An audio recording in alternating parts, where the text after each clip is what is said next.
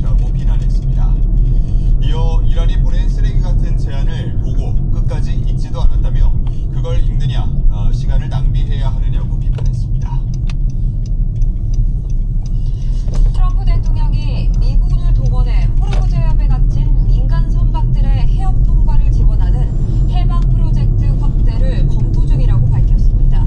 트럼프 대통령은 폭스뉴스와의 전화 인터뷰에서 해방 프로젝트를 선박 호위 수준을 넘어 덮용 규모로 재개하는 걸 검토하고 있지만 최종 결정을 내리지는 않았다고 말했습니다.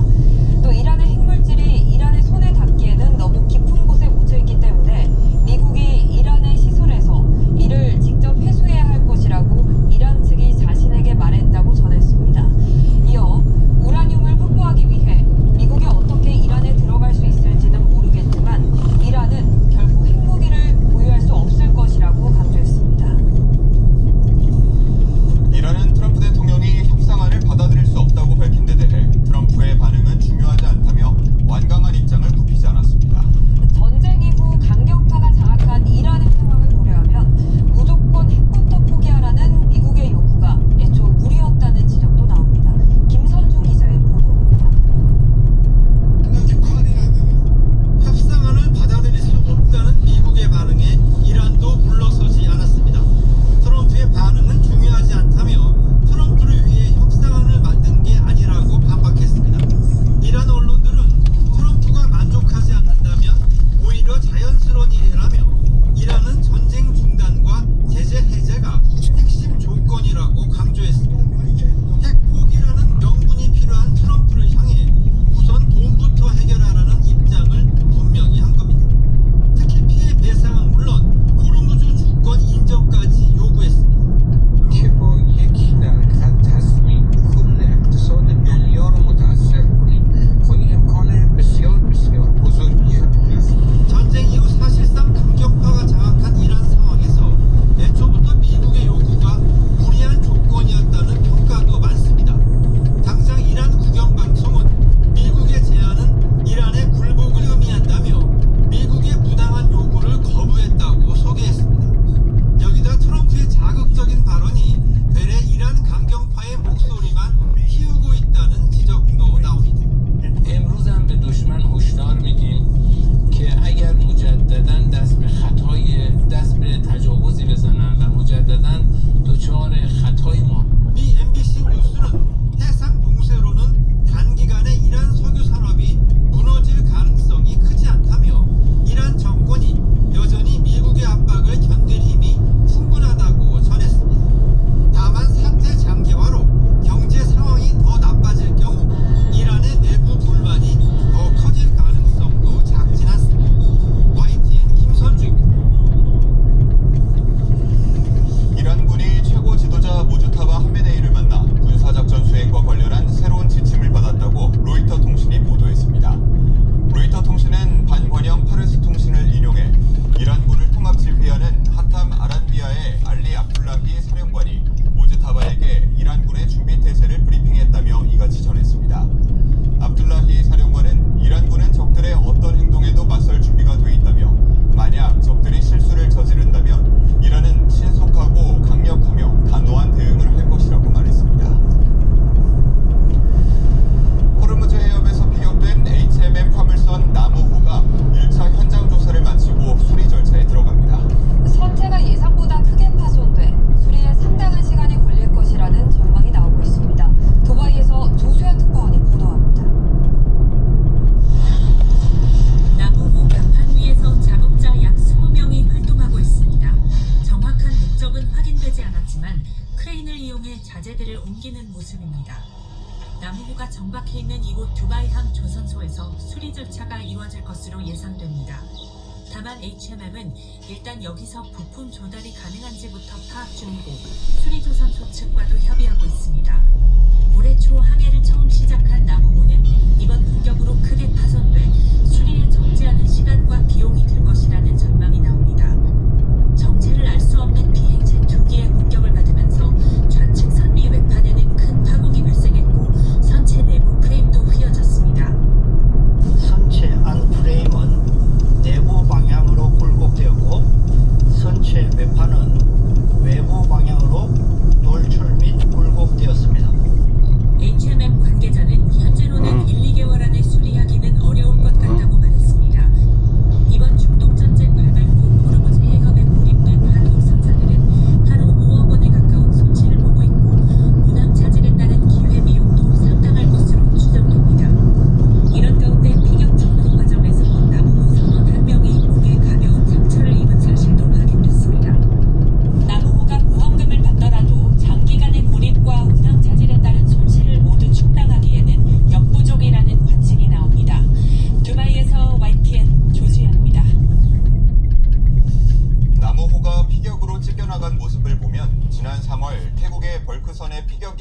상태와 비슷하다는 분석이 나왔습니다.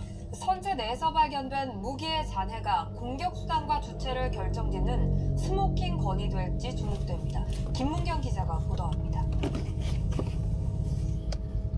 정부가 공개한 남우호 비격 사진을 보면 선체는 바깥쪽으로 뜯겨 있고 안쪽 프레임은 큰 충격으로 밀렸습니다.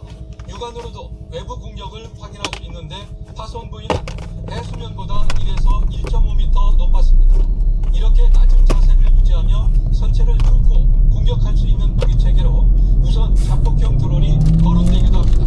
무게 50kg 안팎의 고폭탄을 장착할 경우 강한 폭발력을 지닐 수 있지만 하늘을 날던 드론이 해수면에 바짝 붙어 공격하기는 쉽지 않다는 게 전문가들의 의견입니다. 이 때문에 지상에서 발사되는 대한미사일의 폭약을 줄여 공격했을 가능성에 무게가 실립니다.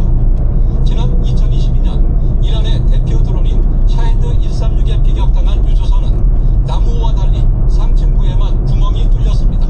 반면 지난 3월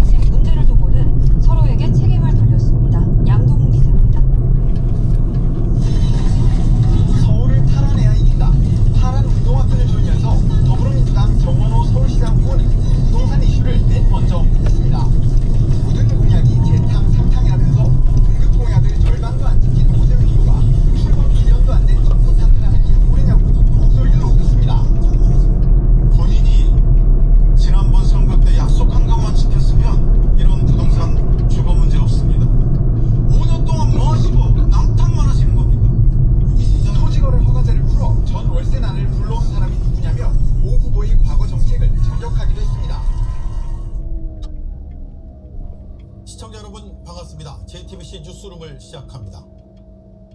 남우호가 외부 공격을 받은 것으로 밝혀진 가운데 청와대가 강력 규탄의 입장을 밝혔습니다. 공격의 주체가 파악되면 적절한 수위에 대처를 하겠다고 강조했습니다. 국 김창민 감독 사망 사건 당일 가해자들의 통화 내용을 JTBC가 확인했습니다. 경찰이 우리 둘이 때린 걸 모른다. 네가 말린 줄 안다. 라는 내용. 살해 의도가 있었음을 말해주는 대화까지 사건 전모를 밝힌 중요 증거들로 판단됩니다. 가족과 함께 경북 청송에 주황산에 갔던 초등학생이 산행 중 사라져 이틀째 행방이 묘연합니다. 실종 당시 삼성 라이온즈 유니폼 차림이었습니다. 헬기를 투입한 집중 수색이 계속되고 있습니다. 남우호의 폭발과 화재는 외부 공격 때문인 것으로 드러났습니다. 아직 실체가 정확하지 않은 비행체 타격이 원인입니다. 이에 따라 청와대는 곧바로 규탄 입장을 냈습니다. 민간 선박에 대한 공격은 정당화되거나 용납할 수 없다고 밝혔습니다. 현지에서 비행체 잔해의 일부도 확보됐습니다. 조만간 누가 공격했는지도 확인될 것으로 보입니다. 먼저 신진 기자입니다. 지난 4일 호르무즈 해협에 머물던 한국 H함의 물관선 남우호에 화재가 난 원인은 외부 비행체 타격이라는 1차 조사 결과가 발표됐습니다. 청와대는 오늘 브리핑을 열어 민간 선박에 대한 공격은 용납할 수 없다고 비판했습니다. 정부는 HMM 남우호 등 민간 선박에 대한 공격은 정당화되거나 용납될 수 없다는 입장으로서 이를 강력히 규탄합니다. 사고 발생 뒤 처음 나온 정부 차원의 규탄 메시지입니다. 우발적 충돌이 아닌 고의 공격 사실이 처음 확인된 겁니다. 다만 정부는 비행체가 누구의 것인지 어떤 종류의 것인지 등에 대한 판단은 유보했습니다. 정부 고위 관계자는 비행체 잔해 일부를 식별했고 가지고 있다면서 가급적 빠른 시일 내 판단할 수 있도록 노력할 것이라고 밝혔습니다. 전문가들은 미사일 혹은 드론 공격 가능성을 언급합니다. 해수면에서 1m 위, 선미 아랫부분을 타격해 선체 내부 7m까지 관통했다는 점에서 이란이 최근 중동 전쟁에서 자주 구사한 시스키밍 공격과 유사하다는 겁니다.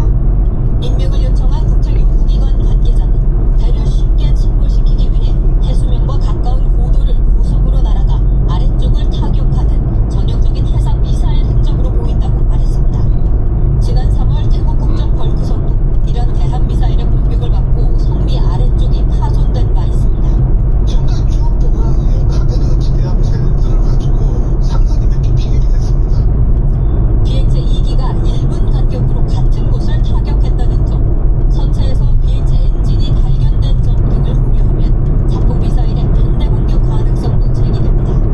승격의 정도보다 타격 각도 등을 봤을 때 자폭 드론에 의한 공격의 가능성이 높아 보입니다. JTBC 신진입니다.